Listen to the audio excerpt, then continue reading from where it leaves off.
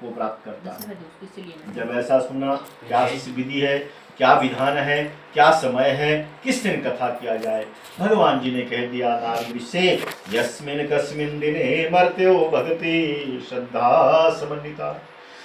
जिसमें दिन बंधुओं, नारद जी के लिए कह दिया भगवान जी ने कि जब भी मनुष्य के हृदय में भक्ति की जागृति हो जाए, वही दिन, वही समय, वही वेला, वही मुहूर्त जो है भगवान कथा के लिए श्रेष्ठ माना गया है। अन्यथा संध्या के समय बंधु ब्राह्मण को बुलाकर भगवान जी के लिए पक्के केले की फलियां, घी दूध और गेहूं का चूर्ण इकट्ठा करके स्वाया लेकर भोग लगावे, परंतु संपूर्ण प्रसाद को श्रद्धा भक्ति भाव से एकत्रित करें।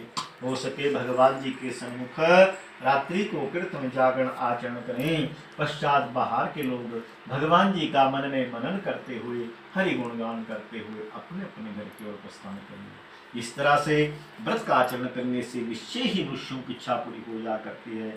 और विशेष करके कलयुग में तो भूमि के ऊपर इससे सकल उपाय नहीं। श्री स्कंद पुराणे श्री सत्यनारायण व्रत कथाया प्रथमो परायणा भगवान श्री सत्यनारायण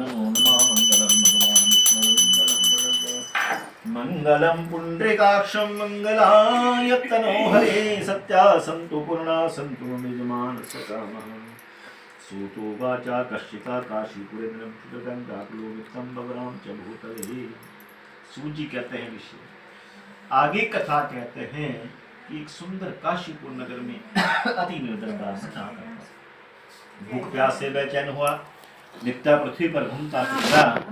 इस तरह ब्राह्मण से प्रेम करने वाले भगवान जी क्या करते हैं, स्वयं भी वृद्ध ब्राह्मण का रूप धारण करके सम्मुख जाकर पूछते हैं, ब्राह्मण आप नित्य पृथ्वी पर क्यों घूमते फिरते हो? श्रेष्ठ ब्राह्मण कहिए, मैं सुनना चाहता हूँ।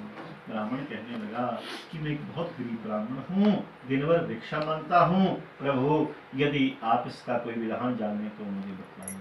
बंधु, वृद्ध ब्राह्मण का रूप धारण किए स्वयं भगवान सत्यनारायण ही थे। उन्होंने कह दिया उस ब्राह्मण से, आप जो है भगवान जी